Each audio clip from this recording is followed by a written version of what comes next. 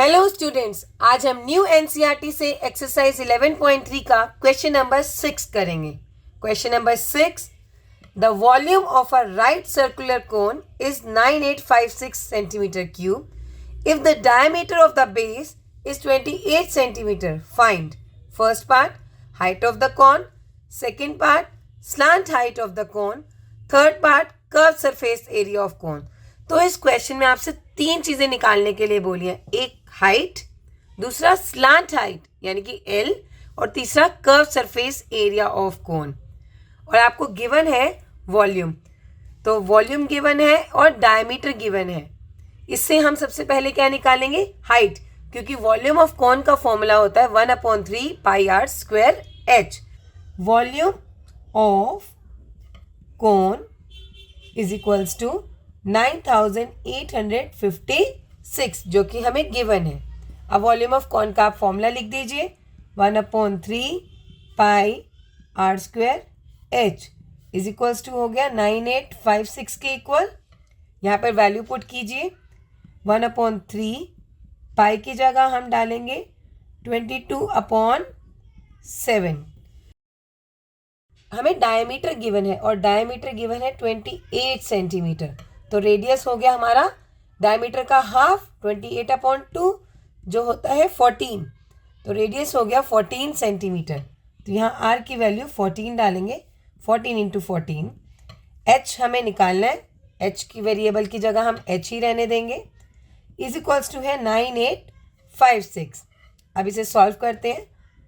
H यहाँ रह जाएगा 9856, जो यहाँ नीचे हैं वो ऊपर चले जाते हैं, 3 × 7, और जो h के साथ वेरिएबल्स हैं वो जो नंबर्स हैं वो नीचे आ जाएंगे, 22 × 14 × 14।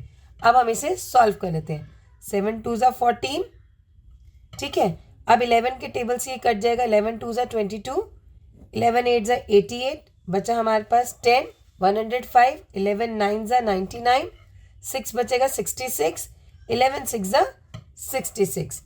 ये हमारा 14 के टेबल में आता है 896, 14 1 = 14, 14 6 = 84। अब आपके पास बचा 5 56 और 14 6 = 14 4 = 56।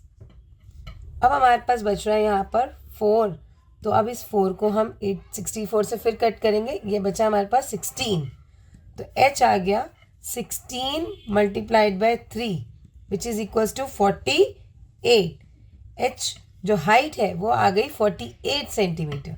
ये तो रहा हमारा फर्स्ट पार्ट का।